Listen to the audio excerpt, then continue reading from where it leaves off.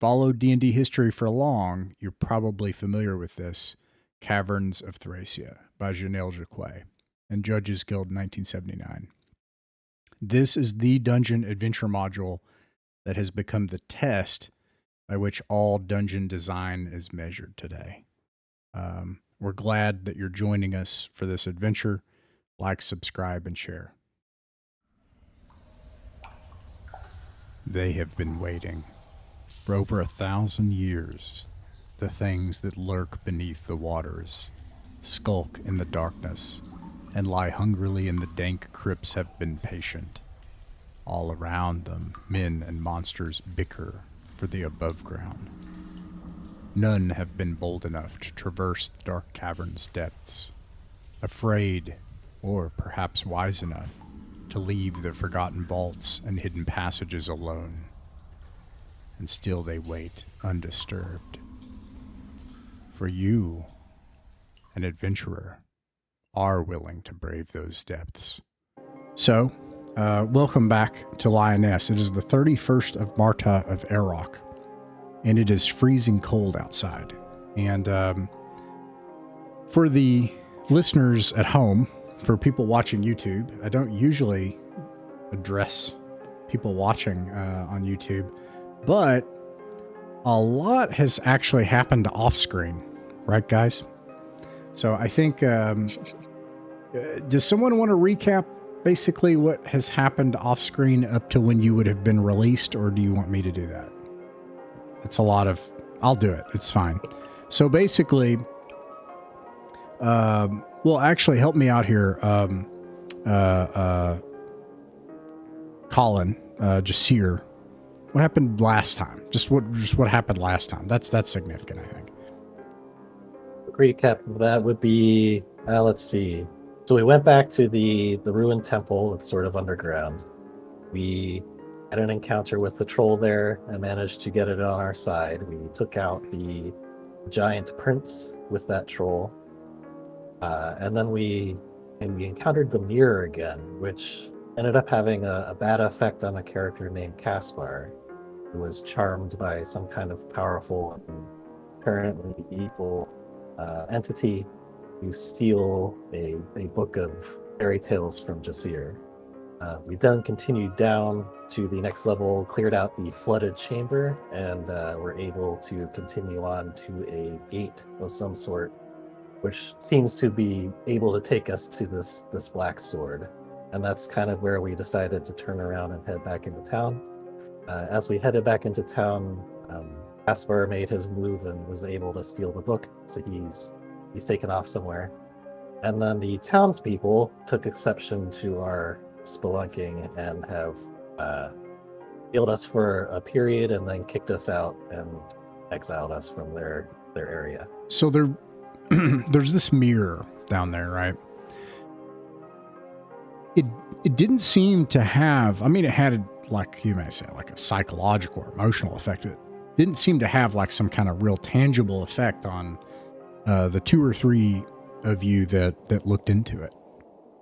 You saw something important to you, but it didn't do anything. But you sensed that something was wrong with Caspar after he looked into that mirror. Something was different with Caspar. And actually, we need to make a note. Let's see here.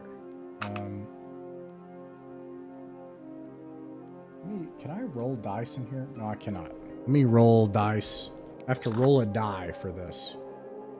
I think the way we put it was Jasir was able to detect a change in the mirror, that something evil almost took possession of the mirror. That's right. And you did, and I'm not exactly sure, but I think you did before. Either that or it was obvious before, but I can't remember. I think you did before, or you cast it later. I felt like that was a conversation before as well. And either way, there's an obvious difference when Caspar looked into it. Right. But he himself was not detected as hostile, I guess is the way to put it. Just the mirror. But of course, at this point, we've determined that he's disappeared with an item.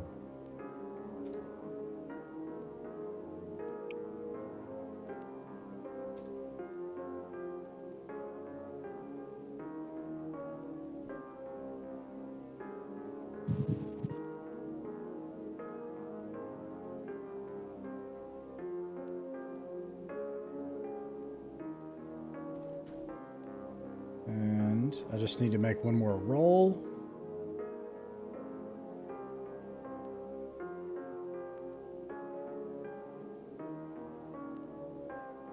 Okay. All right, so you come back outside. That night, Casper steals this book, and this book is, well, what you did, if I recall correctly, is it has a list of fairy tales in it. And you read aloud a fairy tale, which granted you automatically the strength to overcome one thing. And as the room flooded after Nissa attempted to steal a magical chainmail from a statue of a god, you choked a sea serpent to death. And so you know it's extremely powerful. And in fact, the things you know that are in it are worse based on the other stories. So here you are, and you're outside.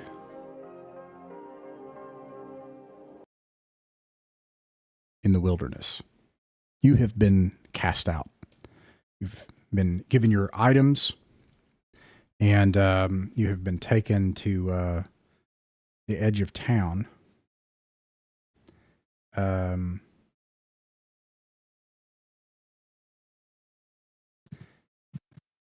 And you've been taken here with several other prisoners. Now, the laws here, you are all English. You're all from Albion. And you are accustomed to a land that is welcoming and friendly and fully integrated with the pre-existing pagan rituals and customs of Albion, but is mostly dominated by the Church of the One True Light. And it is the week after the great festivals of Ostara. And people are, there were eggs everywhere in the village of 𝕬𝖚𝖋𝖍𝖵𝖗𝖗 before you left. And people have cast seeds out. And there are chickens everywhere. The chickens are getting fat with all the seed pecking they've been about. That is just a ritual offering to the goddesses and spirits of spring.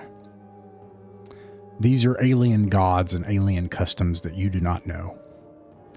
And by whatever strange laws they have here, they cannot simply kill you for an inconvenience. They fear some sort of authority in this place. So they, the agent of the Baron of Angemir, Bogardus IV, Verun Raig, who had tried to pass as a barmaid, turned out to be one of the greatest agents of Angemir, orchestrating some sort of operation here in 𝕬𝖃𝖏𝖃. You weren't able to determine exactly what's happening. It involves kids in a school and taking kids of age and sending them off to the barony. Well, they capture you.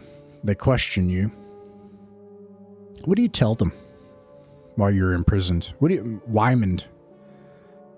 So, Wymond was not here last time. Am I crazy? Were you here last time? He was here. It was the time before last. Yeah.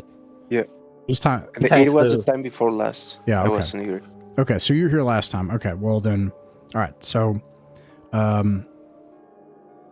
you've went along with this plan to get the blade. You know, you're also lawful, right? But a fighter. You make it back into town, and well, let's start with this. When you find the book missing, What does Jasir do when he finds the book missing? Let's start there. Yeah, so he'll relate to the others of this circumstance. Hey, Martin. And the importance of it to... I assume he's the only one who kind of got an idea of how powerful it was. So he'll sort of stress the importance of recovering this artifact, and his intention to have it stored safely at the church that he started in Coma. So he's all about chasing down Eswar.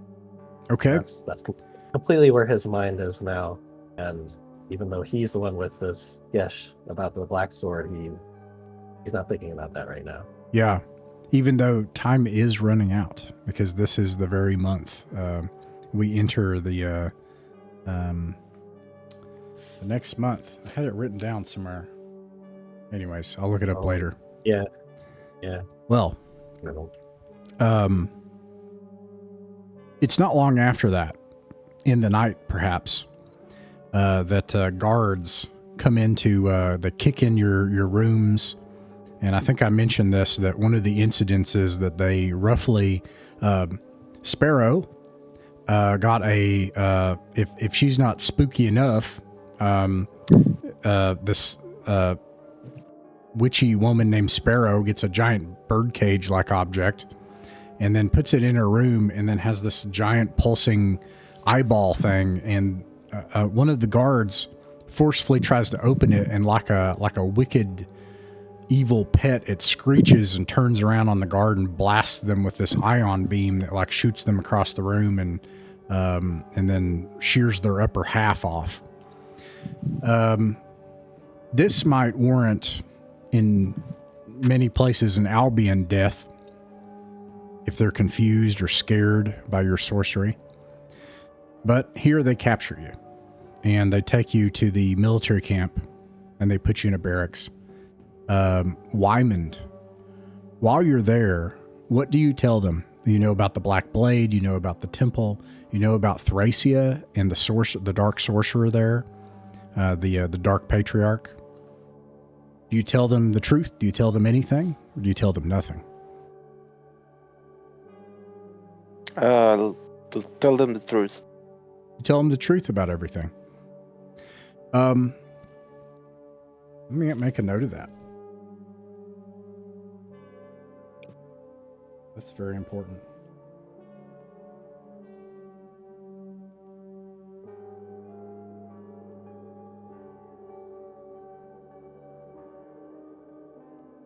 Unfortunately, the truth seems to fall on deaf ears.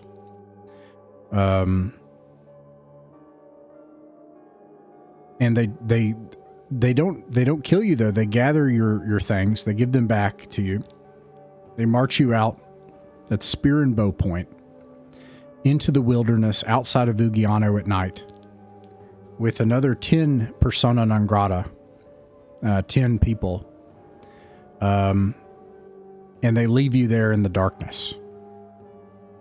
One of them issuing a cryptic doom on you that maybe this is the worst fate you could be given anyway. And here you are in the night in Telgran, with 10 strangers who are much worse for wear than you are, not soldiers or adventurers, and longer imprisoned. You with all of your things, including your... Ross, hey, as a Martin. thought, might one of them be an adventurer? Yes. Well, we'll get to that. I want to see what... But yes, go ahead and make one. Or, I've just actually... finished. Carry on. Drop me in when you like. You may do that, or if you just want to play, it's whatever you want to do. If you just want to play, Martin, I can also roll up a hireling. It may be a higher hit dice hireling, and I don't know yet. That would not be a character. That would just be something you would play as a monster. Up to you. Or you can play a character. I've got a backup rolled here whose stats I am desperate to use up. So. Okay. Sounds great. Carry okay. on. Sorry for. No. Yeah. One of them is an adventurer, and so then here you are. Middle of the night. Who do we have as the caller? Who's was Jahan, Oh, right? you had me doing it because we were pursuing the book, but or I think that was the idea. It can Nostromo, be- have you done it in a while? I don't think you have. Do you want to get 100 XP? For what? For what again? To be the group caller tonight? Sure. You got it? Okay. So, here you all are out in the night, in the dark, 10 strangers among you. Let's go ahead and throw one of them in right away. One of them has equipment, and that makes them very unique. Tell us about this one with equipment. He's another priest of the light Oh, wow. who seems to have been stuck with guilt by association, or maybe he was causing some other trouble, or asking the wrong questions, or asking the right questions, and now he's out here with you. He doesn't look nearly as experienced as Jasir, but he's got that look in his eyes, like, I don't know, maybe he still glorifies death, even if he doesn't really know what it is. Nice. We will assume you hired this person outright. What is his name or her name? Walter. Walter. Okay. It can be hired from as an expense for this year. He will take that cost. Walter, you learn of some of the circumstances of these people, maybe of interest. You learn of some indications that they are unreasonably wealthy from some of the things that they've done. In fact, they have de facto become like landed, lords, not even having exactly asked for it, and ladies. So there is much opportunity here. Anyways, I'm going to toss the ball over to Nostromo. So, but let me paint two big pictures here, and then actually, let's start with the discussion here that we were having. Jasir obviously wants to go for the book and try to find Casper. You don't know where he went, but he's gone. Sparrow had suggested that she will make the attempt on the blade if you allow her. Discuss. So yeah, Jasir's plan is to speak with animals, and if we were able to retain some of Casper's possessions because he left in a hurry, maybe he left something with his scent on it. Nice. The idea is to talk to wolves or dogs or otherwise birds and track him down. That's Jasir's initial plan.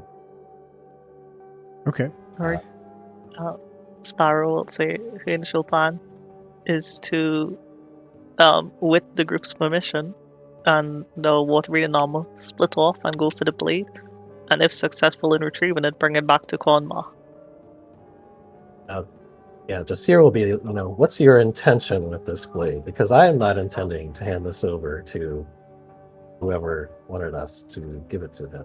He seems to be I don't intend to give it to the sorcerer, but we know of at least 2 mages to the south of great power. I imagine it could be a useful tool in defense of the village. Or at worst, at least we're preventing someone else from getting their hands on it.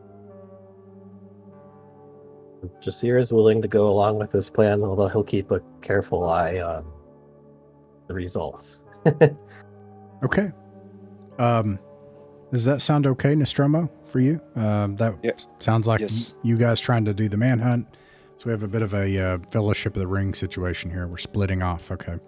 So there is one other item timing-wise. We have 2 weeks until... So the people in Ujanio are going to bring down siege equipment and destroy that temple that we've been in. So we have 2 weeks for that. But potentially we could try 1 week of pursuit, and then Sparrow could split off, but I'm not sure how that would work out. I think Sparrow will probably split off as long as possible if more people come down. All right. Makes sense. So, as usual, if you can tell me how to get to the level, Sparrow, you can do that. We're just going to do the thing where I'm going to switch scenes. Okay. We're going to have Sparrow scenes and group scenes. All right. For you all and Nostromo, what would you like to do with these other 9 people that are here? Yeah, I had a question. Since we have 2 people who are out right now, we could potentially, and this would kind of be up to them if they agreed with it, have them escort that group down to Kodma. We could interview these folks and see who they are and if they're interested in. It's a great idea. What do you all think? What do you think about that, Nostromo? Jahan, what do y'all think? I think that's a great idea. I mean, Kodma always needs more people now, you know? Wow. Yeah. Yeah, it's not like they are accepted everywhere else. This is becoming I'm sure there's some sort of historical analog to this where you have like the persona non, or we have like, what is it, Australia here? They have like the place that we're building full of unwanted types. All right. So 20 Australian viewers, he doesn't mean that. They know their history. It's okay. Yeah. I think that's really cool. Wow. Okay. So yeah. So the rest of them go. So then Sparrow's going by herself. Let's start with you all. So, Jasir, you look for an animal.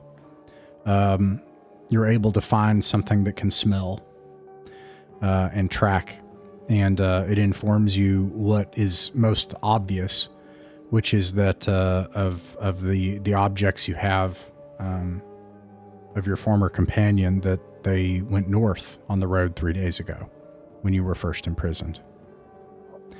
North on the road means one of 2 things, actually, but probably something more obvious. Let's see here. No. North on the road means Anjamir. That's where that's the next stop. Seer will ask if this creature is willing to, or rations, be our companion on the road for a little while. He'll offer food from his rations. It doesn't know what a companion is, but it eats food and follows you around as it expects more food. You nurture that relationship. You have a dog thing. You're not sure. Fox, dog, canine, something. Wild dog. You can remind me later. You'll have to feed it at least 1 ration a day to keep its company. Okay. What do you all do next, Nostromo? Like, and of course the other thing is Anjamir means a harbor and a port, and that means that he's trying to get on a boat. I think we need to just pursue him as quickly as possible. I'm trying to see if I have anything. No, not really. We just get on the road. But by the way, did you mention? Did I understand correctly? You mentioned that they took our equipment. No, well, they did, but they gave it back, which is odd. Oh, okay. Yeah. All right. Yeah, so you have all your Yeah, things. I agree. Maybe it's we might have to do this quickly. Okay. Very well. Oh, and Martin's character, sorry I didn't catch the name, but Jasir will offer him he will clue him into the quest that Jasir is on for pursuing this book and the power that it has. Okay. Volter agrees emphatically, although like the animal, he is going to beg you for a ration a day. He has money problems. That's fine with Jasir. Oh, that reminds me. If we do send people down to Kodma, Jasir will give them like about 400 gold to cart down there to add to the coffers in the church. Okay. so they can bring essentially the chest that we bought down with them. Make a note of that as a state for you. You have traveled this way before. This is the north-south road that led you to 𝕬𝖚𝖋𝖍𝖊𝖗 in the first place, with the rumors about Thracia. So, you know that this road, you think that it's somewhere either side of a day's travel from where you are now to get to 𝕬𝖚𝖋𝖍𝖊𝖗. It is the beginning of night, like 8 or 9 p.m. Do you attempt to travel during the night, or do you sleep and travel during the day? What are the effects of exhaustion? I'm trying to remember if we can just... They're actually pretty lenient in this system, although I'm sure Ross will cook something else up. You have to make a strength saving throw. You have to roll under your strength. And if you fail to do that, you can no longer force march the next day. That's it. Okay, Although well, Ross, having actually forced marches, might have different opinions about that. No, that's right. There is a mechanic called a forced march, which that's what we would try to attempt to do. You would just see if you can do it, and if you fail, then it'll impact your adventures in 𝕬𝖚𝖋𝖍𝖊𝖗. Or you just wouldn't be able to do it at all, and we'll see what happens. What do you think about that, Nostromo? Yeah, I should also note, you'll be traveling at night. That's maybe the really salient thing here.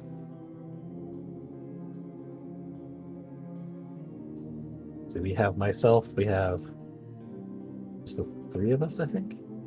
Mm-hmm. Yeah, what do you think, Nostromo? I think maybe we could go keep going until midnight. Find somewhere to rest, and I'm thinking of it's what is it now, like 9 p.m. That's right. Okay, yeah. Keep going until midnight. Rest for 5-6 hours and keep going. Okay. Makes sense. All right. What that will do is it'll give you the downsides of the encounters, but the upside of not, and the downside of taking a little longer, but the upside of not having any impact of being fatigued while you're in 𝕬𝖚𝖋𝖍𝖊𝖗. All right, here we go. Let's see if anything happens during the night. It does not. You're able to set up camp at midnight, and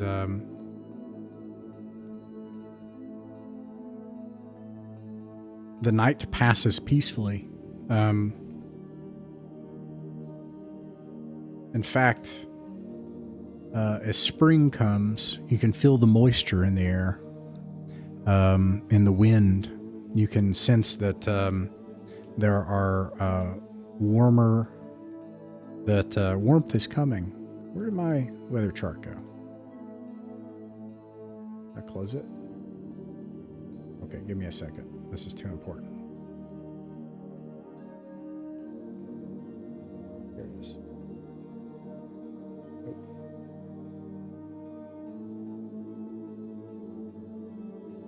This is the next day. Yeah, and in fact, you can feel the winds picking up and the air starting to feel moister and warmer. It is very dark outside, and you see hardly no moonlight. And thick cloud cover makes it all the more dark. Anyways, meanwhile, with someone else, Sparrow, can you tell me how to get where you want to go? You travel back to the temple. Yes. Do you mean like the temple floors or to get to the temple itself? The temple floors. Right. Okay. So,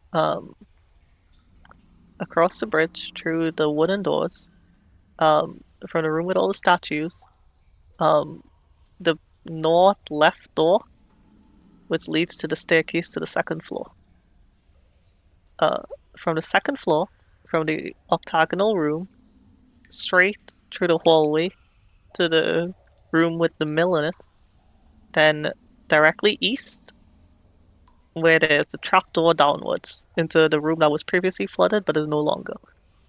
From that room, there's the winding hallway to the south. There's the former lab the other mage was using, and then south more there's where the jump is. Okay.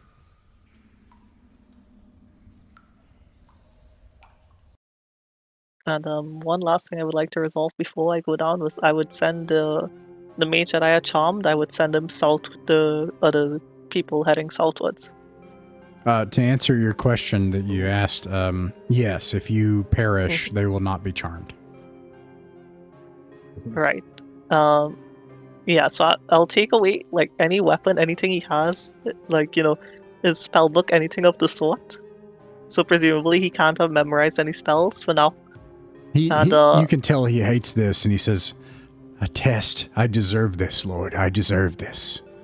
Yes, I'll tell him if he makes it to, you know, to the south of Colmar to go to, and I'll direct him to my mage where my relative is, and tell him to honor them as he honors me. Oh, wow. And I'll give a whisper to, you know, Nissa and the other characters, whoever's leading the group southward, to keep an eye on him, and if he makes any strange moves, to slit his throat in the night. Wow. Amazing. Okay. So, you make it through the doorway, and there's this ledge with a fake archway leading to a rushing current going north. And you are here utterly alone in the dark under your own torchlight. The sounds of skittering, things moving around in the darkness. There's a bridge further to the south, a big stone bridge that goes over the chasm to the other side. It goes on beyond the edge of your light. What do you do? Could I have called the troll to me as well to accompany me down? Yeah. All right. Before I make the leap, I'm going to turn to the troll and I'm going to tell it, and I'm going to point in a direction. I'm going to say, to the south and to the west, there is another cavern known as Thracia.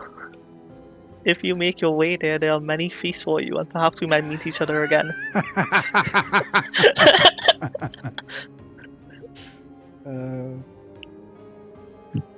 You could even let it know that they're about to destroy this area. Yeah, and also tell it the surface of this temple is about to be collapsed in, but there may be a few other ways out. The giant beast that we killed, it seemed to have a way out to hunt wolves, so perhaps in its den there's a way out. Alright, and then I'm gonna make the jump. Oh, also, I think I had mentioned this before, but I would give the Eye of Chaos to Jasir to use on their journey if they need to. Oh, cool. Yeah, anybody The can other- use that. Yeah, the He's other not- things I he's- have still. He's not going to take it. You can give it to Wyman. Sure, I'll give it to Wyman, just to hold Wyman's on. also lawful of note. No, hell no. I don't want to touch it. I'll give it You don't want to... the giant bird no one cage wants with this. the evil eye? You don't want it? you know what? I'll give it to Nissa head and sound. Nissa was neutral. You could give it to the new guy, I guess, if they want the extra firepower. Up to you. Yeah, you could give it to new Nissa. cleric. Yeah, oh gosh. Okay, everybody's lawful. Yeah, it's Losers. You don't want the Eye of Chaos, huh? nerds. Yeah, I'll give it to Nissa to take Salters. You know, I'm using Nissa's armor anyway. Might as well give something in exchange. No, hang on. We have a vile mage to hunt down. What That's would be true. more poetic? What would please the light more, Sir Jasir, my lord, Oh, that's a tough than one. to destroy the evil magister who stole your powerful Well, as long as we aim high and we don't burn the rest of it. I'm we trying don't to parse catch this the- one. All right. No, aim low. He won't have it around his legs. Yeah. True. No, I'm going to say that you can be an a-hole and be lawful. I think that's true. Yeah, I think this is true. Yes. Okay, Sparrow. How else would you Yeah, fall from Sparrow. grace? In that case, Sparrow will give it to Jasira and say, use it if you see the need to. But if not, that's your choice. All right. So let's see. There you are. And you make the jump. You do so. Let's just turn this off. And maybe I can do like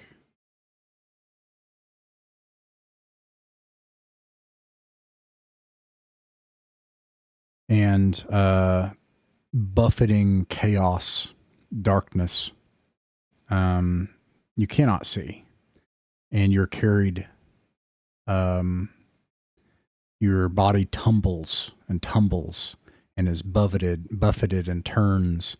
You begin to wonder if you're in water. You're able to breathe.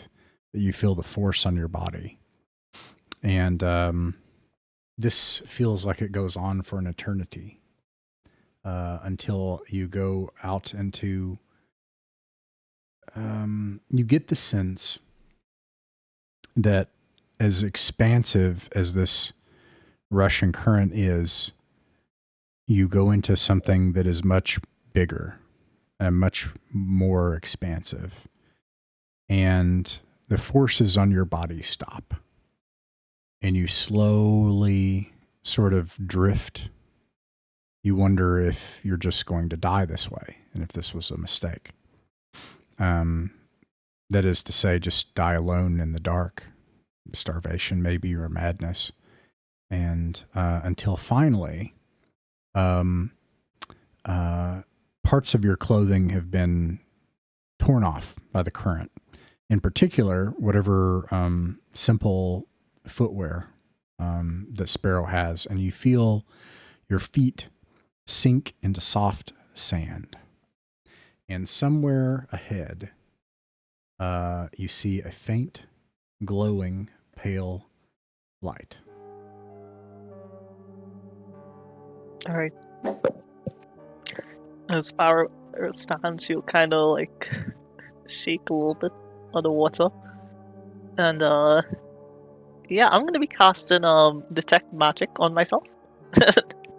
Okay, you detect overwhelming magic ahead. Right. So I think as I approach, I will also be casting not detect evil, protection from evil on myself.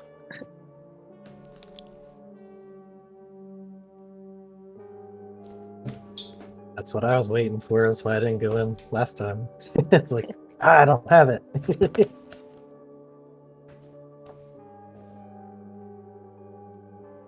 Does protection from evil not root you in place in OD&D? Does it?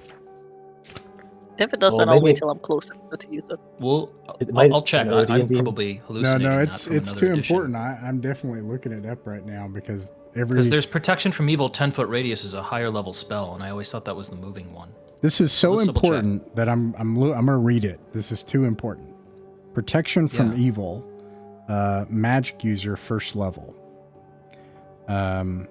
This says it creates a magic field of protection immediately around the caster, blocking out enchanted monsters such as elementals and demons. Evil monsters suffer a -1 penalty to hit, and the caster gains +1 all saving throws against such attacks. If the caster already has magic bonuses to saving throws or armor class, the bonus from the magic circle has no effect. The protective circle still functions against the enchanted creatures. Spell may be reversed by a cleric of chaos to protect from good. The magic user version is exactly the same, but it has a duration of 1 hour instead of 2. I take the most liberal interpretation of spells that I can, which is what they did in Aufhocker, which is that nothing can enter your enchanted circle.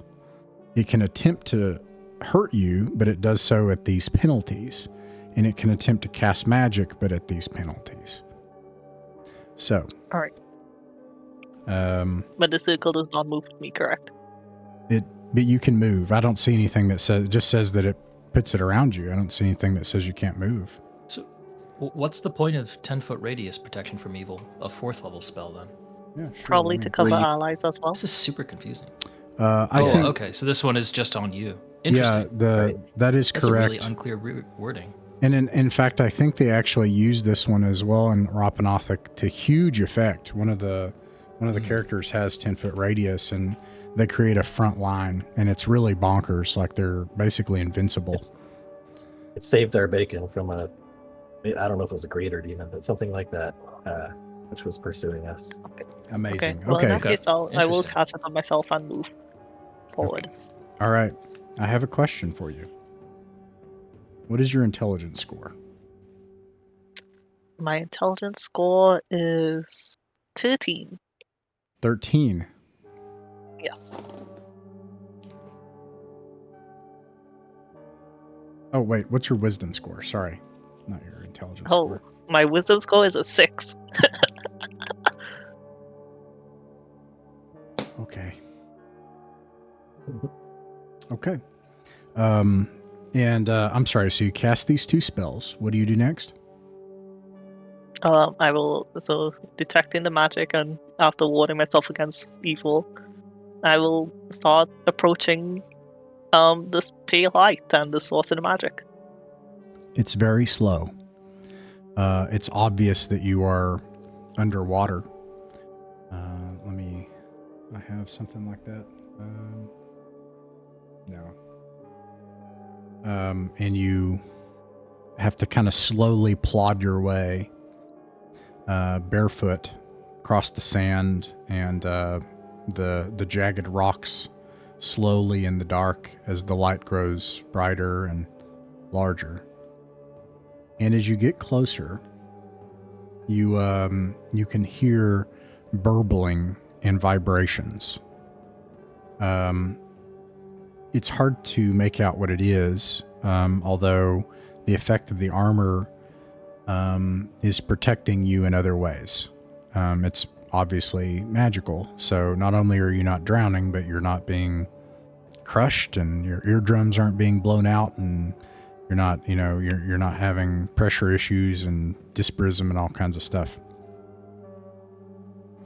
As you get closer, it becomes more obvious. It's just odd to you that these are the vibrations and burbling are the underwater reverberations of great throngs of creatures in the dark around this dim, pale light.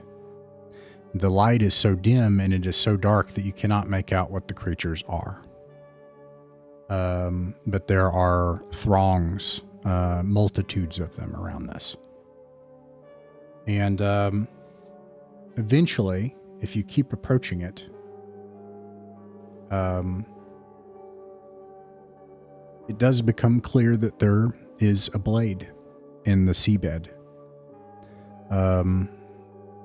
with a sickly, pulsing light emanating from it as you get close, and it. You have already encountered, I think, your former companion, as I keep calling him, spoke in a language which I believe caused your ears and nose to bleed. So you've encountered things so awful, not just in sight, but in psychic quality, things that you're exposed to that make your stomach turn, that you feel are wrong. And you have that sense here, like when Casper spoke in that language, except 100-fold. And it doesn't surprise you. You started to sense it speaking the last time you came here with Jasir. Maybe that's why you made this decision. But it offers you everything. That everything that concerns you right now is so small in scope and so simple and could be solved in only a matter of days. And that you were right and wise. After all, what if this is a terribly evil blade? What if it falls under the power of Sparrow? Would that not be better than someone else? Would that not be better than these sorcerers? You could put an end to this. You could change all of it. And then anything that Sparrow could imagine might be possible beyond that. This is the most powerful thing you've ever sensed. The detect magic spell makes you nauseous and dizzy, and you have a headache. And yeah, what do you do? Sparrow will draw closer, kind of inspecting the blade. The blade itself is made of something that is not steel. The metal looks dull and plain and simple. It looks as if it's very heavy. The pommel and the handle and tang are all in a strikingly Albion and you might say contemporary style. They have on the handle, it has a serpent that its scales twist around down to the pommel.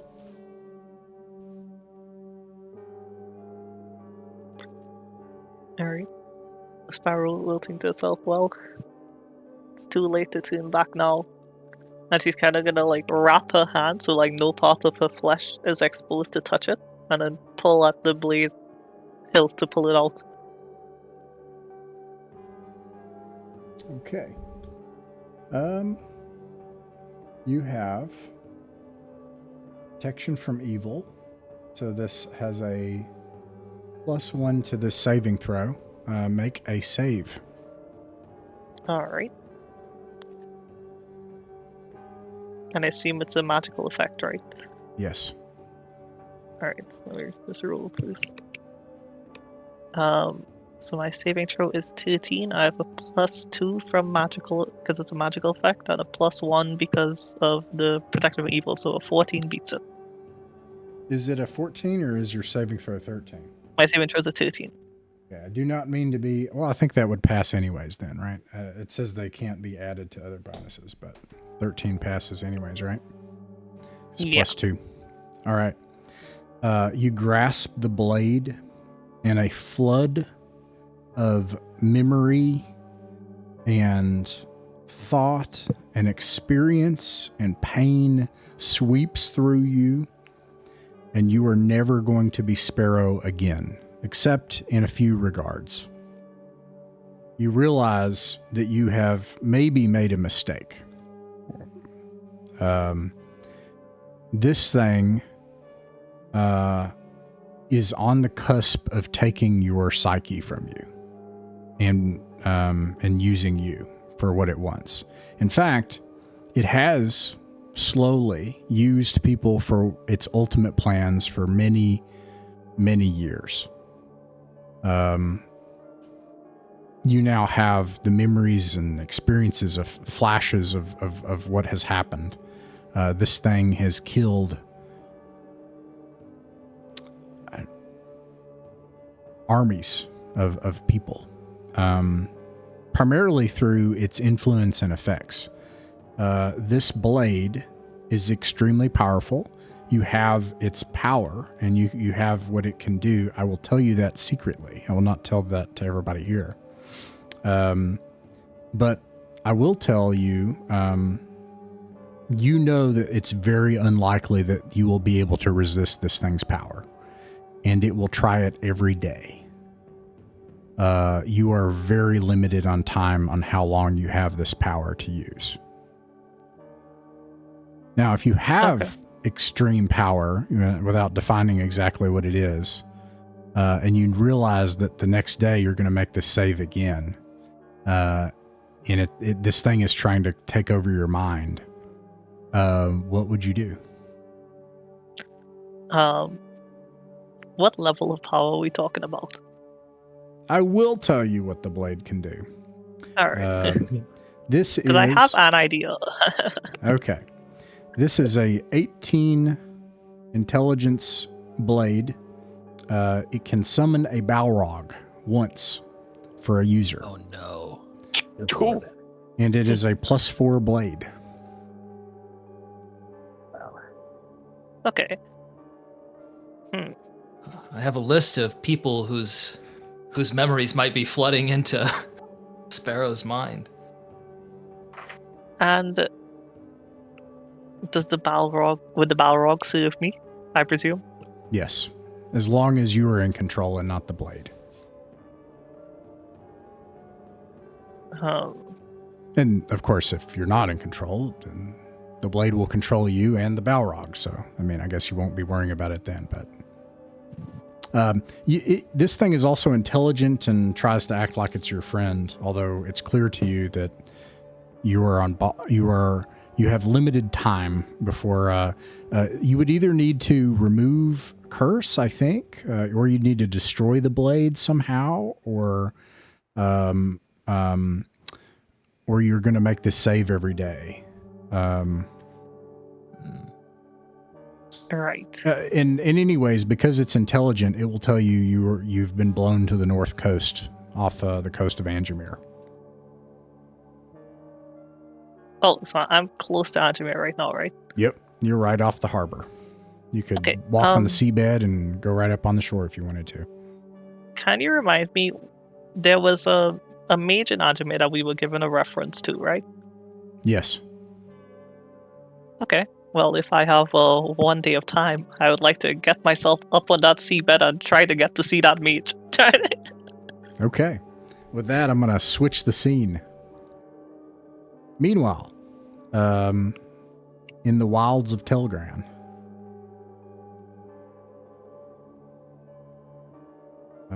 If I could find it.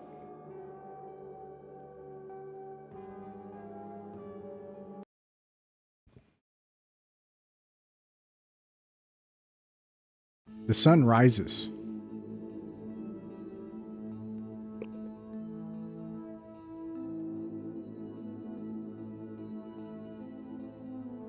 You sleep peacefully. For everyone else, you continue on the road to the north, Nostromo? To Angemere? Yeah. Very well. I'll make your one check for the day.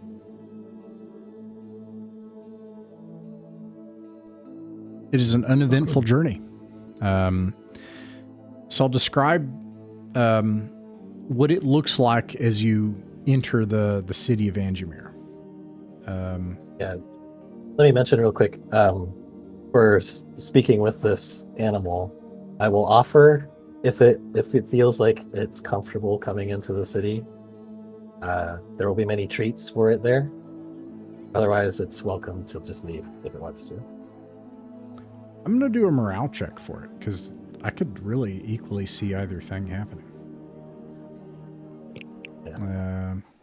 Let's see here.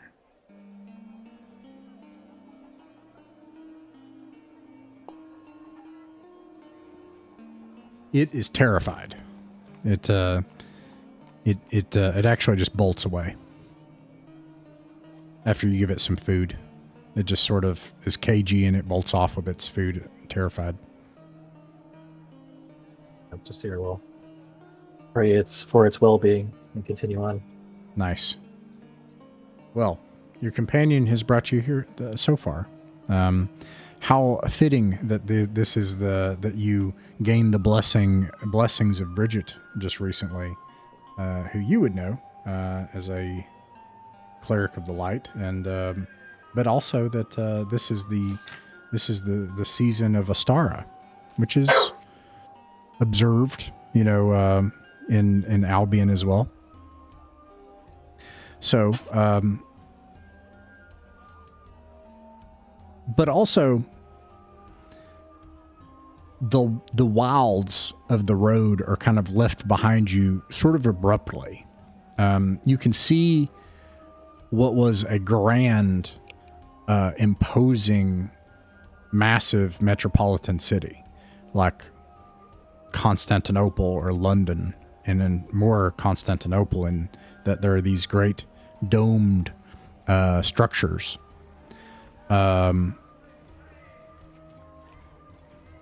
Even from where you are, it's clear that some of the structures have fallen into ruin. And worse, on the near side, the road passes by this entire section of the city that there is this big chasm, this gouge in the earth. And there are all of these shanty towns all along the gouge that lead up into the wall of Angemere to the south side of the city. Let me make sure that there's nothing extremely important there. And toss the ball over to Nostromo. Let me get rid of that. Give me just a second. Just to make sure if there's anything that you want to take a look at here. Come on.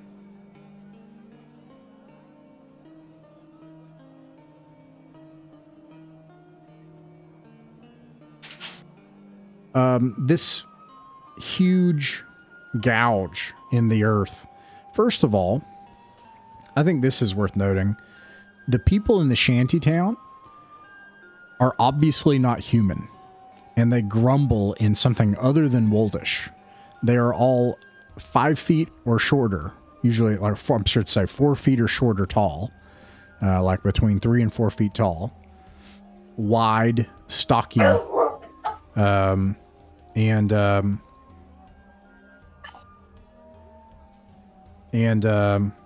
yeah, that's mostly who's here. It's all nestled on the side of this cliff face. And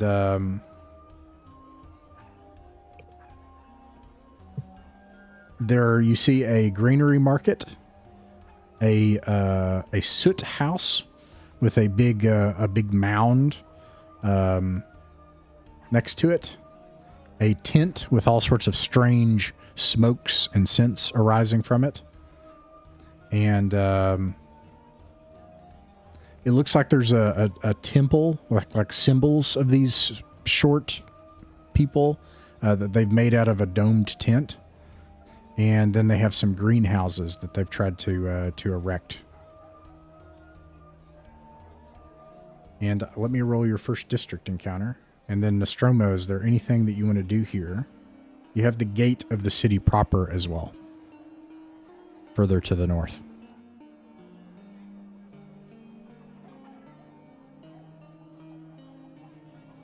Oh, lost him. All right, what do you guys think? Oh, he's back.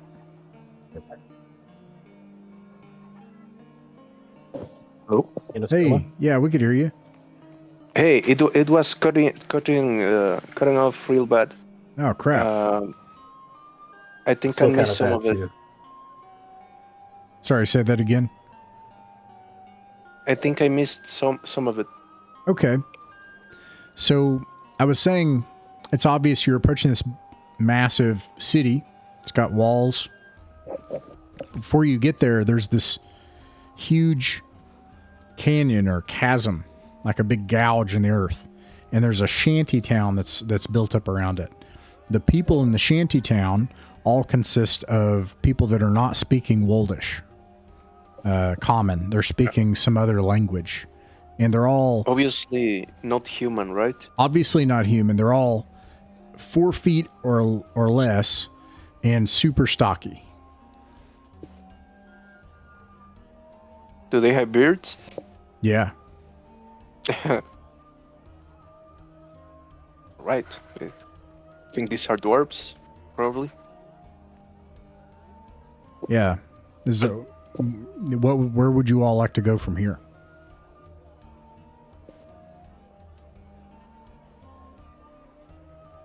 seems reasonable to inquire if they've seen someone with a description of Caspar pass by. Assuming that they can understand Woldish at all. Not sure any of us know any other languages. Does anybody speak any interesting languages? You'll have to, I don't know if you were following our chats when we were talking about this, but we decided that we wanted to learn languages. So that's a change. I used to say you could pick them. Now you learn them in the world. But if you, I don't know, so there might be, whatever. Nope, nobody. Well, no. Actually, no, I'm wrong. There's a mechanic for this. What are you doing, Ross? Let's see if anybody speaks Surely some Woldish. of them speak Woldish. Yeah. None of the common people you encounter do. However, I will offer you some points. So, like, of the common people around you, you can't seem to find anybody willing to talk to you in Woldish.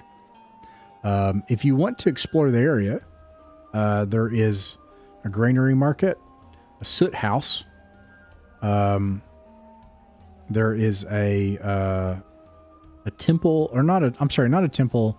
It's a large tent with strange smoke of different colors billowing out of it, and stars like you'd put on a Christmas tree, like a literal star, like as a 3D object, placed at each point of the tenting, like where it would meet. They would put a star, and there is an edifice of cloth and stacked stone that is obviously being used as something like a caravanserai.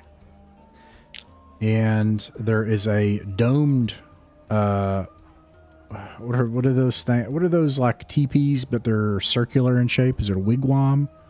Like, it's like you put layers of something on it and it forms like a dome. Anyways, it's obviously a temple with symbols that are important to these short peoples.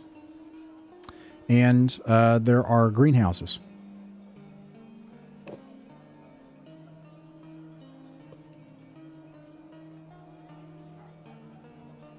What is the teaching about... okay, let's restart the question. Does the light and its adherents in this area have opinions about whatever religion this might be that there's a temple to here? Do we know what it is? Have we heard of it? So obviously the light in Albion is this super like a vague pastiche kind of thing, but some things that are clear about it is that is universalist, cosmopolitan, empathetic and compassionate, and clerics of the light are only going to go Deus Vult against chaos. They're not going to do it against other things or other people. Okay. And what about these chaotically colored smoke? You want to go take a look at that? emanations? I mean, does that seem chaotic to me, or? Well, let's take a look at it. You approach. Is that okay, guys? Let's see. Yeah, that's fine with me. No, maybe I can drop a picture of it like that. I prefer to do that. I'd love that. If you've got old school art of this, I am delighted to see it. I'm going to be honest, not old school, and that's okay. Okay. But it is. We'll just art. put a black and white filter over it. Instant old school. All right. Do this. And then This is this. before the invention of Technicolor in the year 2001. Color print was too expensive for this hobby. I have an amazing That's right. module for Foundry that allows it to work like Roll20, where I can drag and drop stuff. If it works. Why is it not working? Oh no, don't tell me it doesn't work. That's stupid. Okay, I can fix this. It just takes approximately 15 mouse clicks to do it. Do we notice any sort of craftsmen along the way, such as Yeah. more stereotypical dwarf kind of Yeah, activity? the soot house. It's like a big, huge kiln, but also a stack of like coal and different stuff. And then there's obviously smiths. Let's see here. Give me a second. I need Thracia and this. My other idea would be to get their good favor by showing them the very nice shield, seeing if they appreciate the craftsmanship. That could be a way. Volk is enthralled by your knowledge. He has no idea what a dwarf is.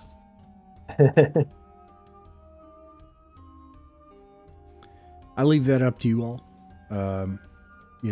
Like it's okay to know what D&D things are. Like it's it's a griffin. Yeah, okay, you know what that's fine. Or you can be. Oh, I wasn't opposing it. Volter just doesn't know. That's all. Yeah, I mean it's my weird. My logic would be, just that he's looking for craftsmen, and we have a very nice shield. The thing is, I think Jasir and I think Wyman has seen them before on Pyade. Whoa. Have you not? Dwarves? Yes. You guys are vets. Did you all not adventure on Pyade? I did. I don't think so. Why not? Oh, you started in. Okay. All right. So this tattered temple is a wide and smoothly carved. It's actually. I have this wrong. It's. I'm sorry. I thought that it was stacked together into a dome, but this is made from stone and in fact chiseled off of the cliffside. This whole thing is set on this chasm. But on it, the locals have used paints to make colorful, flowing symbols on the side of it, and they've put textiles that sway like flags and banners that are also colorful along ropes along it. And I'm sorry, I think I brought you to the wrong dang place. You were trying to go to the place with the weird smoke. It's easy to get lost. We just got sidetracked on our way. Okay. Let me try something real fast and then we're going to switch. No, it didn't work. Let me do another thing real fast. And because I really want this to do what I want it to do. Nope. It looks like it's not going to work. Okay. Theater of the mind it is. What a dang shame. I do like art. All right, let's go back here. Okay. The tent. It's a large tent.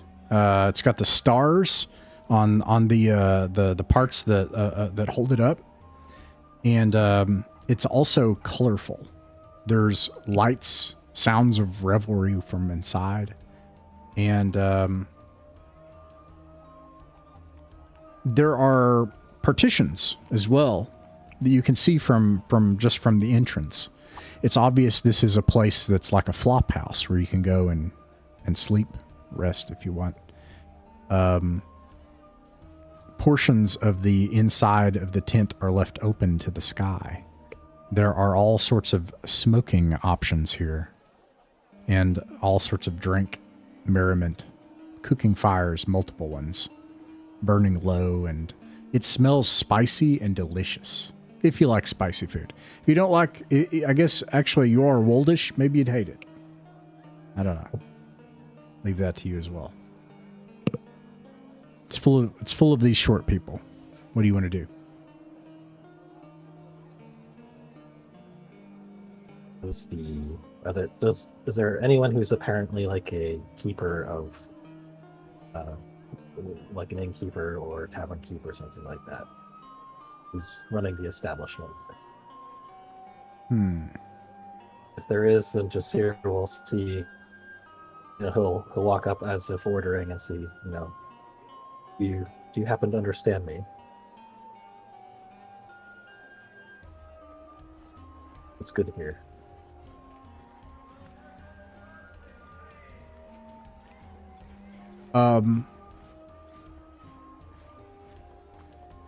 Let's see. Ooh.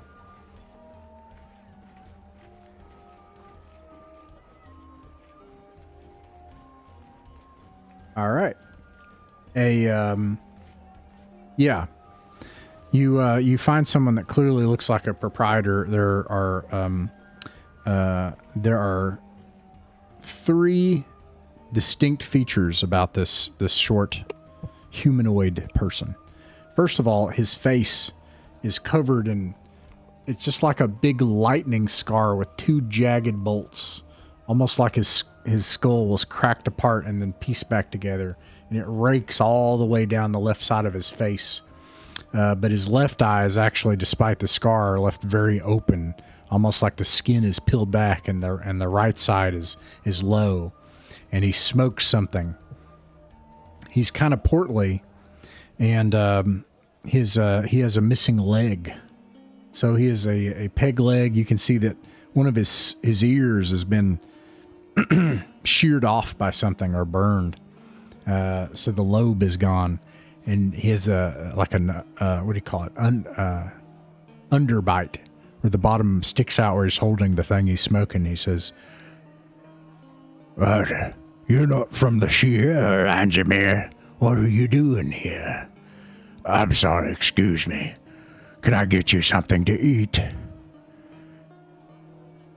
Oh, absolutely. I just here will present some coin and say, "Give me what you like. What's best here?" How much coin do you present? A drink, and a drink too. We'll present gold. How much? 2 gold. 2 gold. I think is for a pretty good meal, right? Yeah.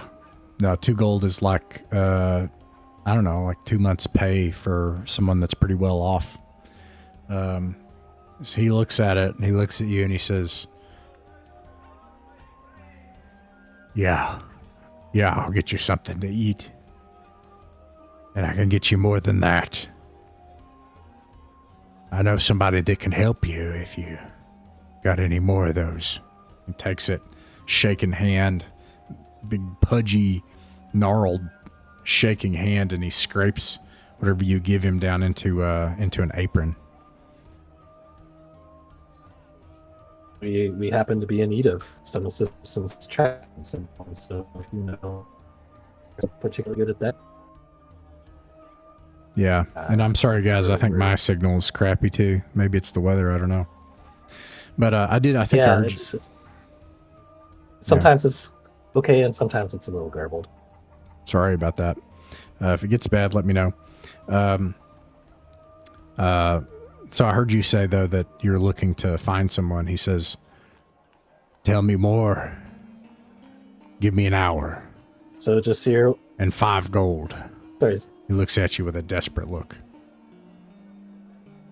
Well, Jasir will give him 10 and say he'll give the physical description of Casper, that we wish to confront him. So you don't need to bring him here. We want to track him down ourselves. And I'll ask for a drink with the food. Also, he'll gesture around to his fellow party members and say, these fellows as well.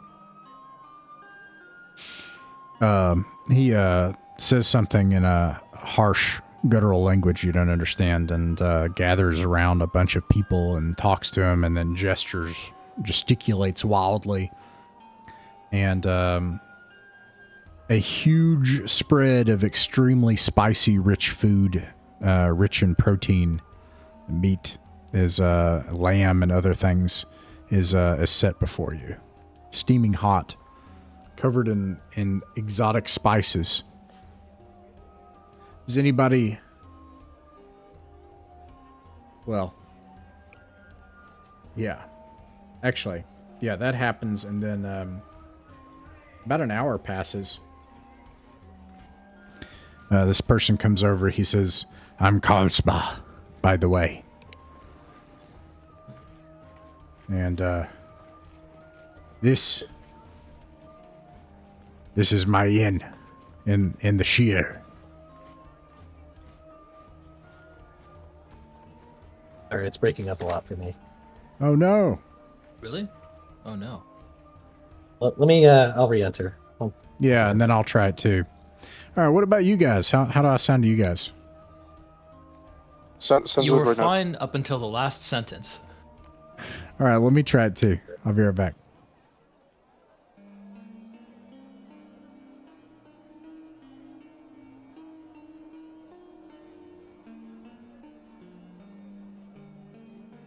All right. Okay. Say something, guys. Testing Looks- 1, 2, looks 3. good. Testing looks 1, 2, good to 3. me. Yeah. All good for me. Okay. Seems promising. All right.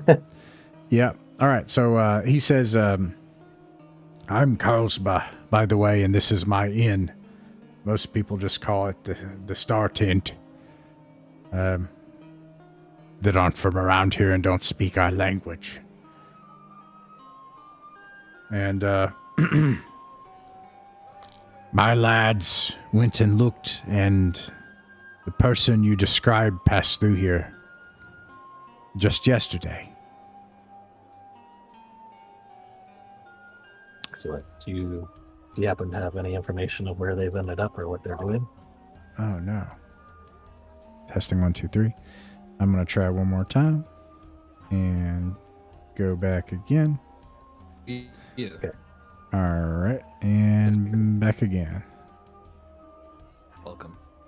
We all missed you. I'm surprised. I know. It's got to be the weather or something. I don't know. I have, Seems to be between me and you, the connection that's not working. Because Martin and I, he says, is okay. I'm not okay. sure about it. Yeah, you both sound fine for me as well. That's good. That's good news. Okay. So, I did hear you say, oh, actually, no, say that again. You said, so he had Oh, just much told, appreciated. Yeah. And, do you happen to know this person's whereabouts now, where we can find them? they, spoke to, a smuggler, criminal, and, made their way off by a boat just yesterday. They're not on the island. Let's see. Is the smuggler still in town, to be questioned? No, they're on the sea, headed toward Albion now.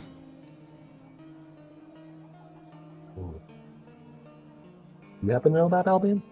You're just idly curious. You ask this man, this dwarf Carlsbad. You ask him that. Yeah. Of course, I've heard about Albion. I hear that it's a place full of stuffy, fat people that of big people that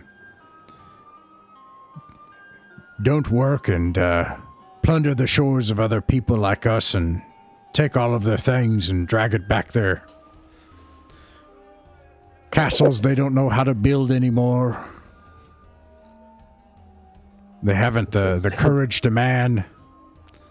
Stories that mean nothing except for to them. Everyone knows what Albion is. That all Hey, rings true to what- me. I mean, What's why your would this source, guy Jack? lie? Wait, sorry. Start with Wyman. What'd you say, Wyman? What's your source, Jack? You don't know what you're talking about. Yeah, it's a situation where there's like three of you all that are heavily armored and armed and very English, and then you're also though surrounded by an entire army of these short people, and they look like they'd like to eat you. Yeah, he's definitely heard what Albion is. So yeah, he confirms for you that you have lost your quarry. He is across the sea, or making his way across the sea. You would need to travel to Albion to hunt him down, which you can do, and I don't care. Jasir's probably going to do that. So, but we can talk amongst ourselves who wants Now- to make that journey. Before that happens, I think this is a reasonable stretch. That you've been here an hour. These people have used all of their strings. You stay here another a full watch, negotiating with them, and because they are willing to do things for money, and they find Well, actually, let me start here. What do you tell them and not tell them? How much do you want to use this dwarf contact? What do you try? What else do you want to try to accomplish, Nostromo?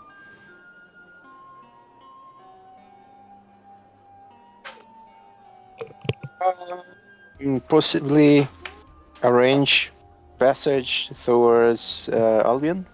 What do you guys think? Yeah, it's sort of who wants to go and who wants to stay in Lioness for now. I don't want to, it's kind of a weird choice. If this is where we part ways and Jasir just does this with, with whomever, that's fine. I presume some of you guys will, if you stay, meet up with Sparrow, because Sparrow's gonna walk out of the sea here eventually. Well, it's yeah. What do you tell these dwarves? Like, and nothing is a like, none of your business is a very acceptable answer. Jasir will definitely laugh at the description of Albion and mention that it's a good description, because that's where I come from. He's just like, about it. I mean, no offense. He meant an offense. Jasir nods and pulls up his drink. Untaken. All right. So you don't tell them about all the stuff going on. Okay. In that case. I'm sort of waiting for Nostromo to decide if he wants to do that. Yeah. Because I don't want to take over Caller. Yeah, I mean, much. Yeah. I don't know what to do, because I definitely could go to Albion in search for this guy. But I don't know about the rest. What do you guys think?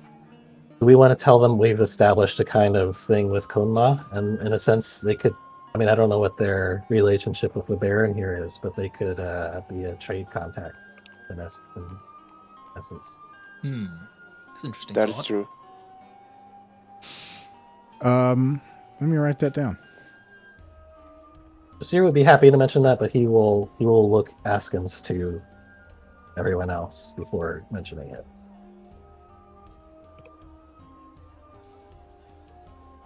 Or Scots. Let me put it to you this way. You're not asking me.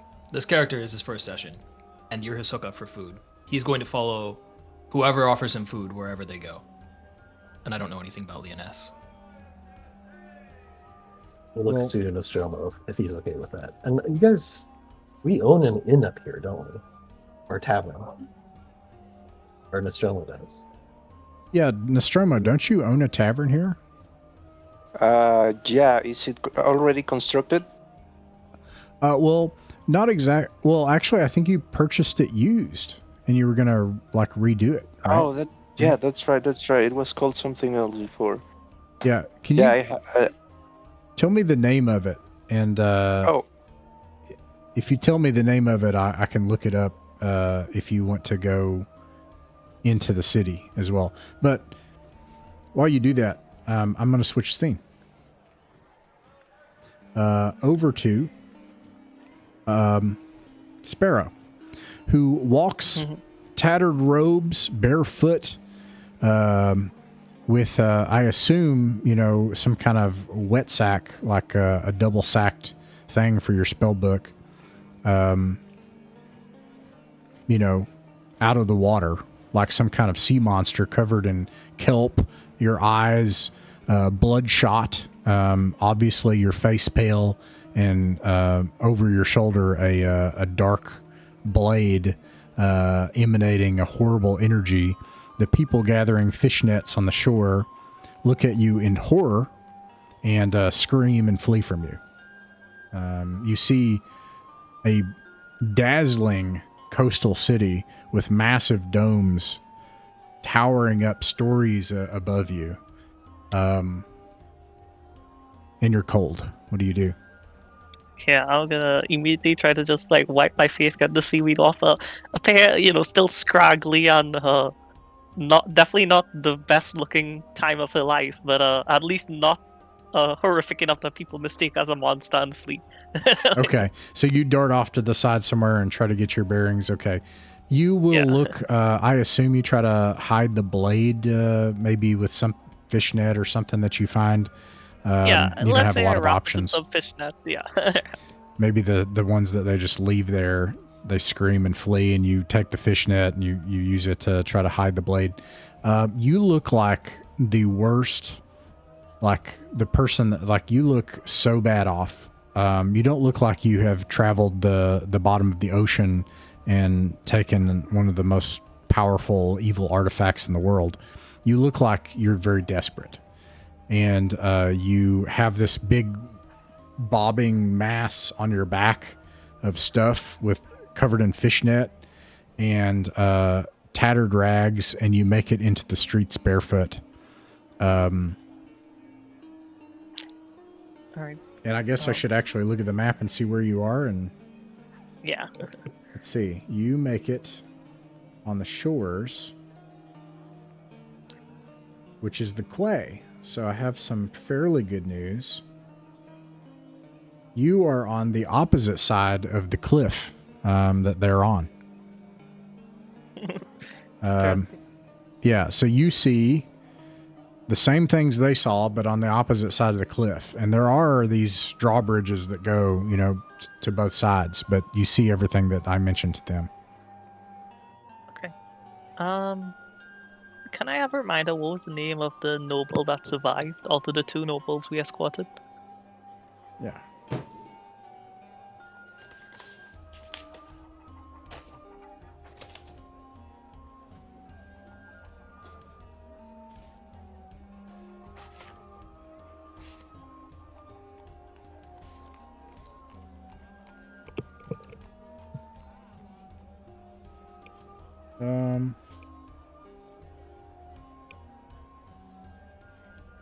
Let's see here.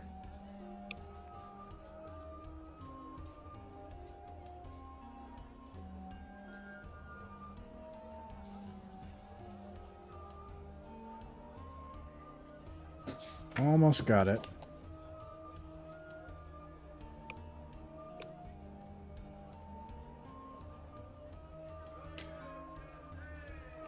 It is...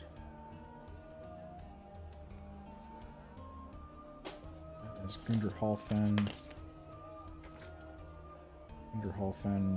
Aufhocker, Thracia, Lioness. Here we go.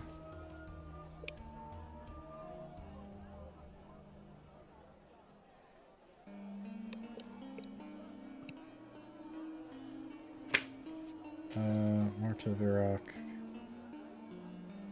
Huh. I I'm not apologize. seeing. Yeah, I don't don't have... see. Sorry, go ahead. I don't see their names in the other world results either, unfortunately. I will make a note of that. But go ahead. What are you thinking? Okay. Well, I was going to approach like a town guard or anything. Once I've like cleaned myself up a little bit, so I'm not looking like a monster, just looking homeless. All right. And I'm going to try to get their attention and say, I'm a traveler from far away. I was invited at the behest of insert noble name here, to have a meeting with Lord Callistro Dalstra, the Great Mage of Anjumar.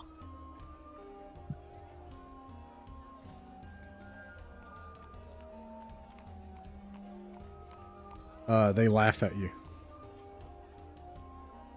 All right, I'm going to say You look like an absolute crazy person, and you do. I do, but I'm a crazy person who will laugh back with them and take 30 gold pieces out of my pocket and say, "Take me to their residence." Okay, that definitely works. Let me find it.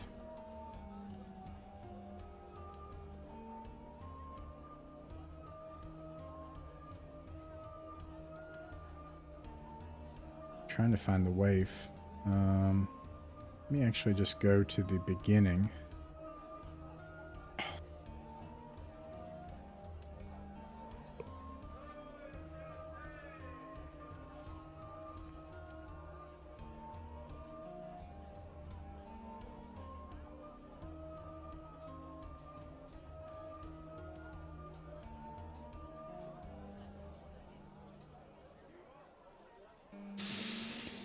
Let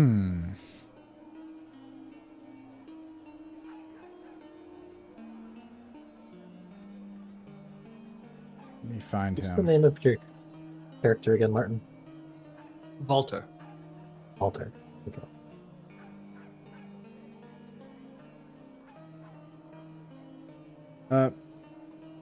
So I'm not. Let's see, Sherwin. No. What's the name? The person again that you tell the guard to. I tell So- them, no, Lord okay. Calistro Dalstra, the great mage of 𝕬𝖃𝖃𝖊𝖗𝖗. And I think it would have been whatever the noble was that we don't have the name Yeah, for. that I mentioned that the noble invited me. Okay.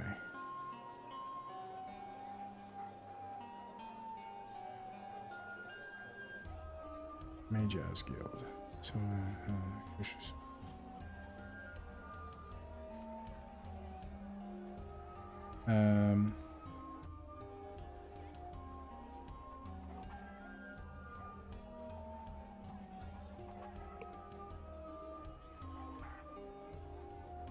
okay. K4.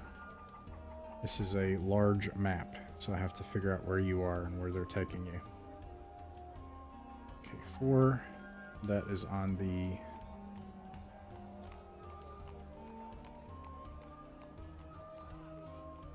Pepper Tree Square.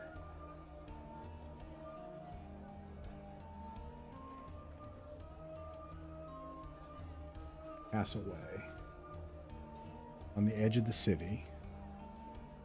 And it's K4. And you've entered another district, so I'm going to roll a d6. They do escort you. Mhm. With that much money, that is more than enough to make your case obvious. And let's see what you would see along the way. You see a stable. First of all, I should say they take you from the through a marketplace on the edge of a big ditch, and they push a crowd out of the way of the marketplace. It looks like they've taken you prisoner. So everyone kind of they're like passing through, city guard passing through, you know, and like people are getting pushed out of the way from the marketplace.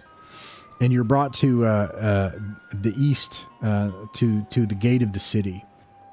And you can see this big, imposing, tall medieval castle off to the left.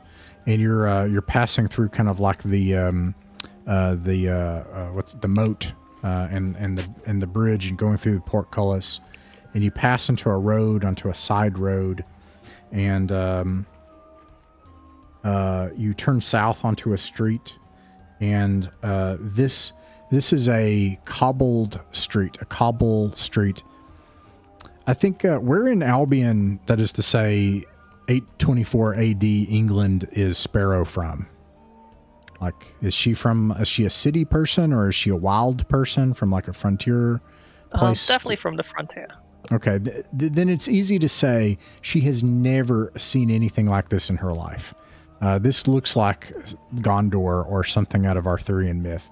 Beautiful white paved, or not paved, but cobbled roads, and stone buildings. And everyone here in this part of town is well dressed, and there are ladies in dresses, and there are carriages. And let's see. And you are getting close to the castle. And you start to think that they're going to take you into the castle. But instead, you get to the magnificent entrance on this road. It's something like, I don't know, Versailles, where the everything, the hedges are trimmed, and there's, you know, flowers placed here that are already budding for spring, and an explosion of color. And also the castle is an imposing military place too. But you don't turn and enter into the castle. Instead, at that very point, you turn right onto a road going the opposite direction.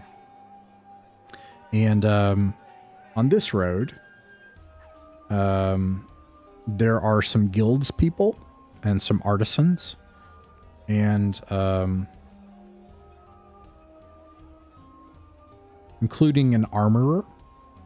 There is a very nice inn here, a delicious smelling bakery that you pass by, and you've never smelled like anything like this, like tarts and you know, just it smells unbelievable. And finally, you get toward the end of the street before the next main road, the main kind of thoroughfare, and at that place, there is a simple building with no sign. And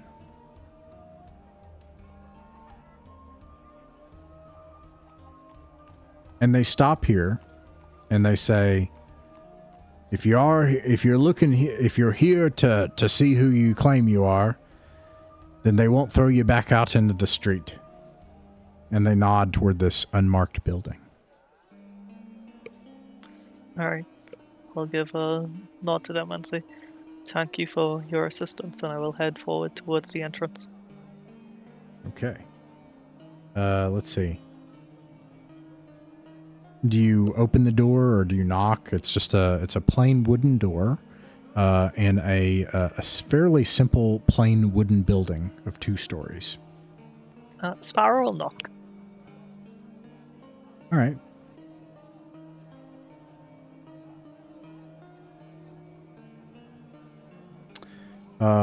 You hear a shrill, high voice within say, "Yes, come in." All right. She'll turn the... Well, I guess would they even have a doorknob? She'll open the door. The door opens.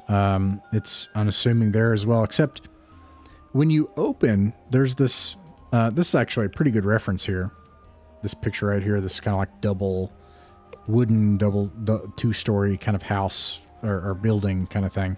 You open the door and, but when you open the door, inside is not like a wooden house at all. And it's massive and it has like stone arches and things. And there is a wooden corridor with a big grate Oriental style rug that is probably 7 feet across and 20 feet long that goes out into a big echoing, whispering chamber beyond. Can everybody else hear me? Yes. Yes. Okay. Yes. You guys are like spinning and stuff. So, okay. All right.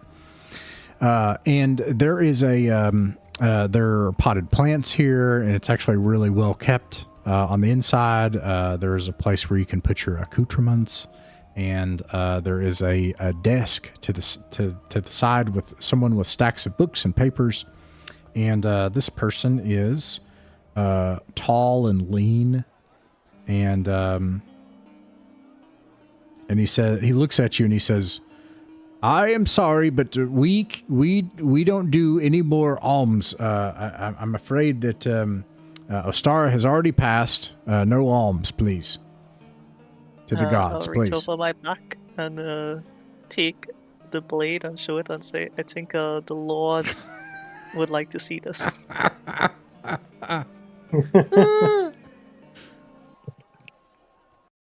Boy.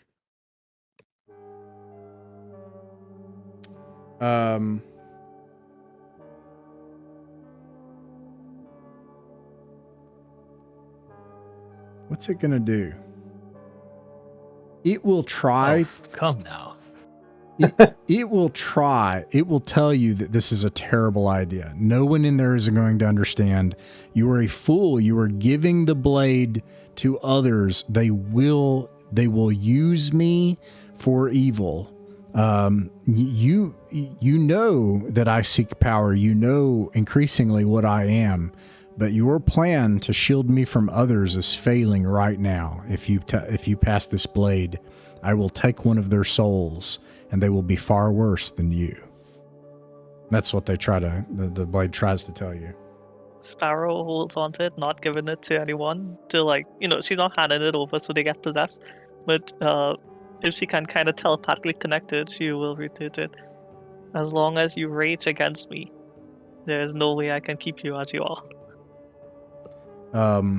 The fishnet falls off of this terrible blade as you heft it, and you are surrounded by awful chaotic energy, and this seemingly poor scribe raises to his feet, lean and tall, and draws a wand from his robes and yells, and he says, breach of the guild.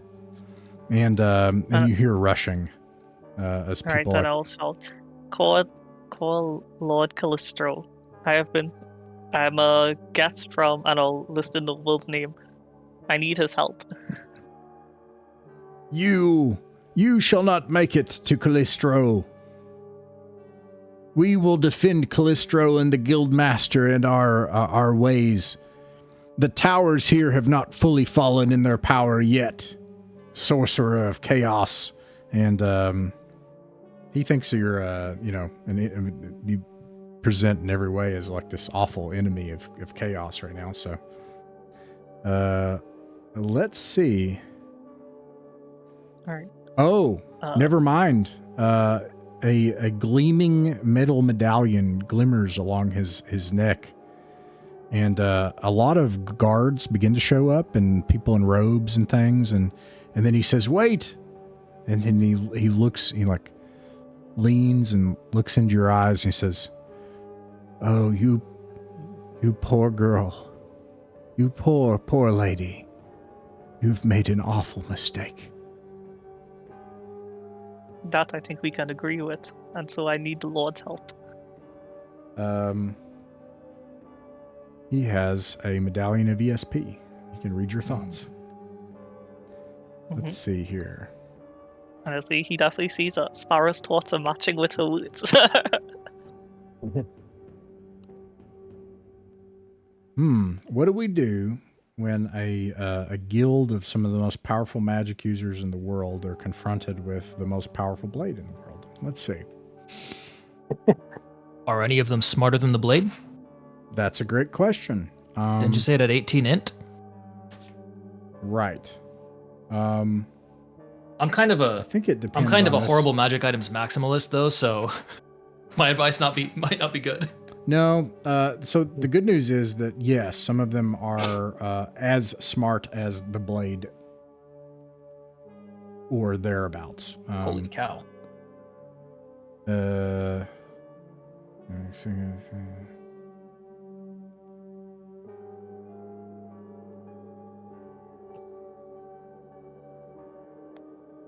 Maybe there's strength in numbers on their side.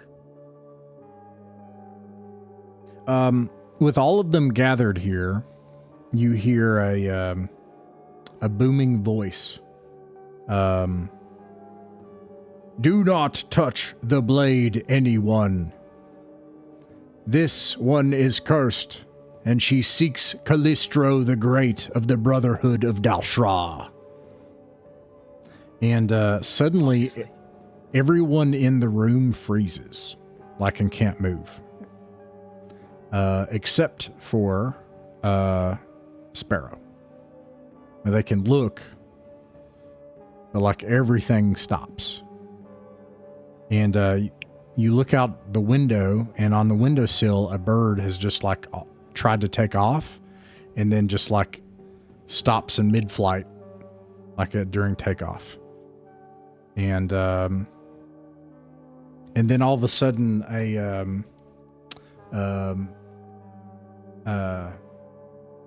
a man who is bald, who has eye paint on and like makeup, like, I don't know if that makes sense, and then like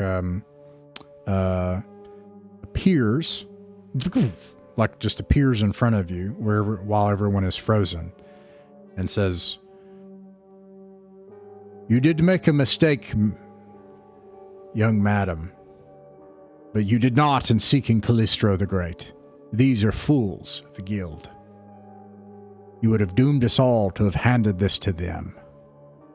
But I can help you. I guess Sparrow will kind of kneel before such a greater wizard and say, I thank you for your assistance, my lord. And let me see. I have to do more like rules, magic. Can it do this? This is like really high level magic stuff. Let me see. He's gonna need. Can he do this? Yeah, he could do that. Yeah. He says, I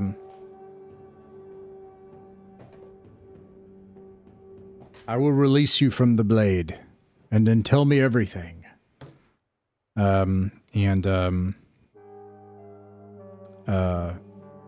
You see him like moving his hands, beginning an enchantment, and suddenly you feel like there's this weight, almost like you're back in that water, and that feeling of like separation, of dissociation as you're floating away, and the blade is on the ground. You could pick it back up if you wanted, but you know that you're released from its power now. Sparrow will not pick it back up. He will take the rug that it's on, flip it over, cause the rug to levitate, and send it up into a room. And then he'll say, "Follow me." And he keeps it levitating. He goes up into a big grand room, and he says, "Quickly, tell me everything. We do not have much time." And it seems like he's like trying to hold this blade in place. All right. Well, I guess Sparrow will be very honest with him. Tell him, they first heard of the blade from an evil sorcerer. They were attempting to find it to protect their home against said sorcerer, perhaps, or to break the curse somehow. Describe how they found it beneath the temple, through the water, and then washed up off the coast of Angela. Jasir has been honest with Sparrow about his Yesh, so Yeah. I can regulate that. Jasir's like, "Oh, let me out of this." As much story and information as required about this item will be given. You have done very well bringing me this here to me. Let us get you into something comfortable. Behold, the guild that has fallen from one of the last mage towers of Lioness. It is past its glory days. I am rebuilding it, though. They will get you a room and comfortable clothes. I will see to this. We must encase it for now and then find it someplace safe that it can be. And they take you, he has servants, they take you to extremely comfortable quarters and a bath, and you have like wonderful like robes or dress, like you've never had anything like any of this stuff. And access to a guild that you could, both a guild, and there's also this secret organization, this the Brotherhood of Dalshra, or like the cult of 𝕬𝖃𝖃. And access to more magic than you've ever fathomed. There's a place called Daylight in Iran that is known for like the study of magic. So you've heard of that. It's sort of like like Hogwarts or something. But this is like the greatest concentration of magical research and power you've ever seen. And with that, I'm going to shift over to the other group.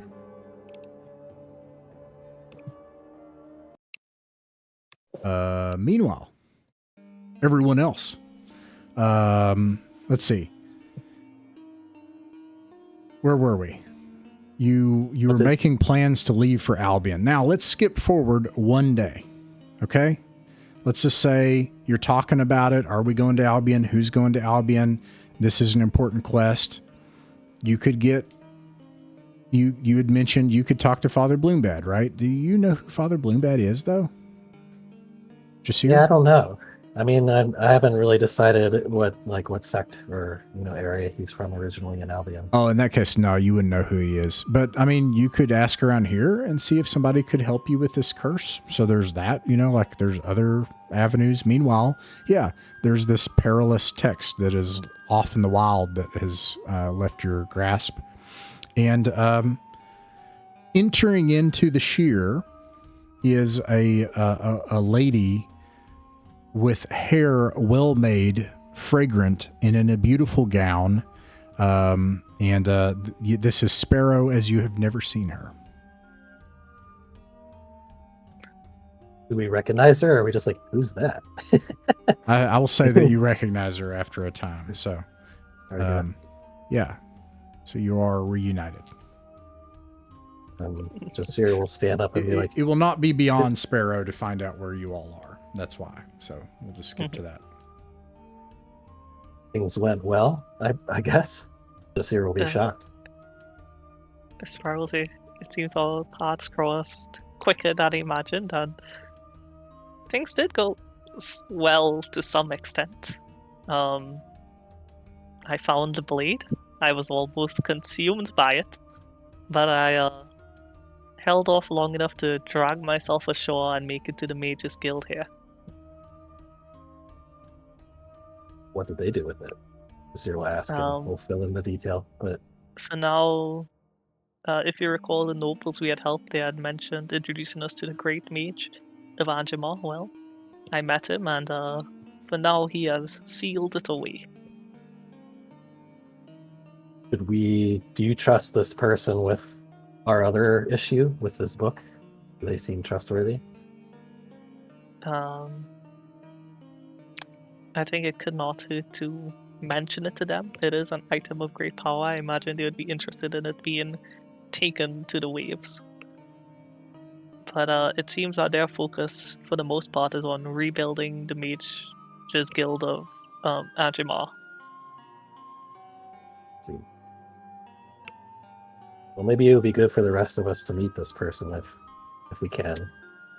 Yes, I mean, you all were also given an invitation by the Lord, insert name here. So I'm sure I can also help with the meeting. All right. I think that will be our next, probably our next destination. And just to answer a quick question about the dwarves, my feeling is we tell them about 𝕬𝖚𝖋𝖍𝖵𝖗, so there's trade. Maybe we ask them a little bit about 𝕬𝖚𝖋𝖍𝖵𝖗, and what do they know anything about the school? Let's see, would be interested if they know anything about that. To who? To who do you say that? The dwarves. Before Yes. we sort of skipped over it, but the last question we left off with was, what did we want to tell them? And Jasir would share that along with the thing. You share what with the dwarves? We'll share that we have established 𝕬𝖚𝖋, or that we're helping this town which does logging. Oh, and that's what I was thinking. Sorry, I forgot this. We ran into the remains of a dwarf, didn't we? When we were going around Thracia, and there was a map. Yes. Yes. So maybe we can, Jasir will mention, well, he wouldn't necessarily know that was related to Merman. That you wouldn't know what? We wouldn't know what a dwarf was, or that is a dwarf, to share it necessarily, because it was No, probably you would just a know. skeleton. No, you could look at that and be like, oh, that is a short, stocky skeleton, and yeah, you would know. That's a reasonable, yeah. Also, if I recall, Sparrow speaks Dwarvish, and she read that map. Oh, So if we're still staying with the dwarves, maybe, Jasir will loop Sparrow in and say, we've met these creatures. They seem to be related to the person we discovered down there. They've been helping us. So two things happen in some of the time we have left here. One of them is this creates an enormous clamor. And then there's like a wailing, a funereal wailing, as you announce the death of one of their heroes who had went to try and find an answer to something. this map. I think you already know this, Sparrow. But, and by the way, you speak their language, Kazdul, so you know everything they're saying, you know. But it goes down to like it gives you specific directions to, I think I gave you that map, didn't I? Yeah. It's posted Yes. somewhere. Yeah, I gave Yeah. it to you, yeah. And I drew it and I described everything. So that's in the Discord. So that you already know that. And they had went there, they were a dwarven adventurer, and they had hoped to find something that would be like a heroic symbol of their people that could unite them. You find out that these are dwarves, or dverg, and they were cast here from the Isle of 𝕬𝖃𝖍𝖗. They are exiles from 𝕬𝖃𝖃, and they have been forced to live outside the city as like scamps and outlanders, and they have built subterranean homes on the edge of these cliffs. These cliffs descend down into the underearth below you, into something down below. There's some sort of structures that are down in this gouge. And they had hoped to find artifacts that could reunite their people. Their master was killed, the kind of dwarven nobility, and his brother usurped him and now serves chaos on 𝕬𝖃𝖃. So that's another thing you discover while you're here. And then something awful happens. Something very awful. In the days that you spend here at the shear is what they call this place, this big gouge that it goes down into some subterranean city that is sunken beneath 𝕬𝖃𝖃, and the dwarves have built their town on it.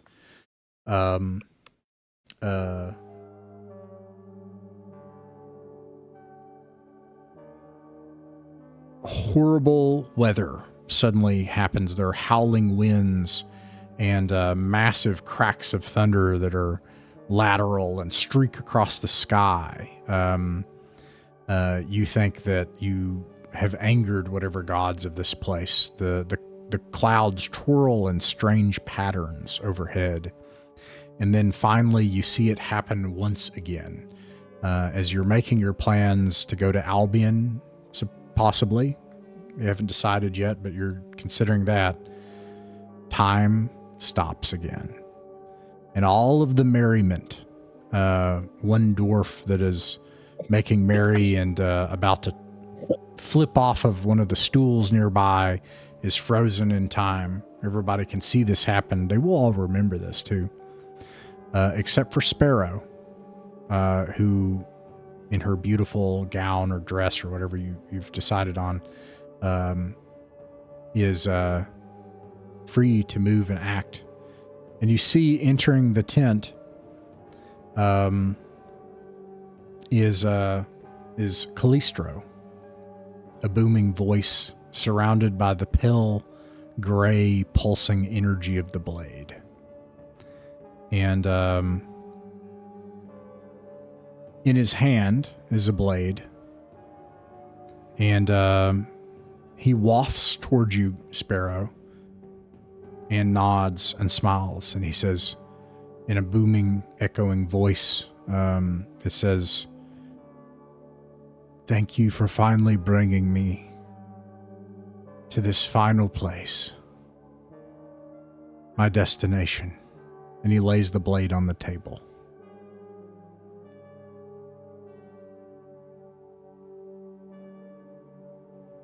That's bad news. Oh, I'm silent. God. I think Sparrow's just a bit confused right now.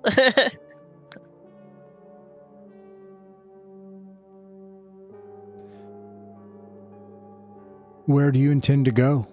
Looks at the maps on the table from the dwarf, and all the plans that you're making. If I may inquire. I believe we may set sail to Albion. That is well. I will not be visiting Albion. And you will not want to see the business I have here. It is best you leave this place, Sparrow.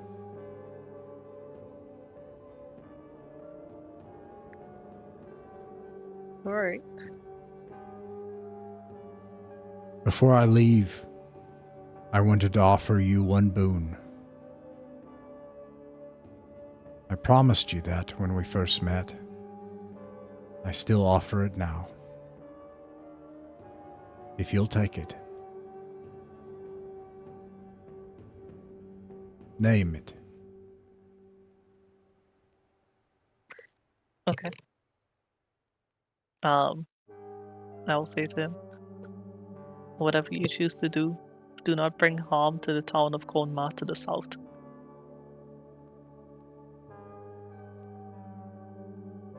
Very well. He nods slightly, and then wafts out of the room.